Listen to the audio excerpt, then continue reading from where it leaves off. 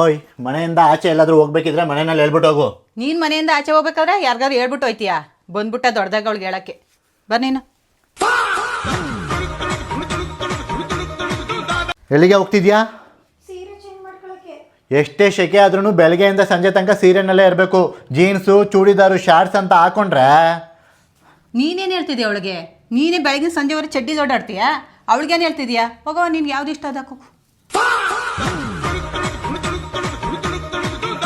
ಏಯ್, ನಿಂಗೆ ನಾಚಿಕೆ ಆಗಲ್ವಾ? ಮನೆ ಸೊಸೆ ಅಂದಮೇಲೆ ಮನೆಯವ್ರದೆಲ್ಲ ಊಟ ಆದ್ಮೇಲೆ ನೀನು ಊಟ ಮಾಡಬೇಕು. ಮನೆ ಮಗನೂ ಅಷ್ಟೇ, ಮಲ್ಗೋಕ್ಕಿಂತ ಮೊದಲು ಅಪ್ಪ ಅಮ್ಮ ಕಾಲೊತ್ತಿ ಮಲ್ಕೋಬೇಕು. ಬಂದ್ಬಿಟ್ಟ ಹೇಳಕ್ಕೆ ಅವಳಿಗೆ. ಅತ್ತೆ, ನೀವು ಹೇಗೆ ನನ್ನನ್ನು ಇಷ್ಟು ಚೆನ್ನಾಗಿ ಅರ್ಥ ಮಾಡ್ಕೊಂಡಿದ್ದೀರಾ? ನಾನು ಈ ಮನೆ ಸೊಸೆಯಾಗಿ ಬಂದಿರೋಳು, ನೀನು ಈ ಮನೆ ಸೊಸೆಯಾಗಿ ಬಂದಿರೋಳು. ಒಬ್ರಿಗೊಬ್ರು ಅಡ್ಜಸ್ಟ್ ಮಾಡ್ಕೊಂಡು ಸಪೋರ್ಟ್ ಮಾಡ್ಕೊಂಡು ಇರಬೇಕು.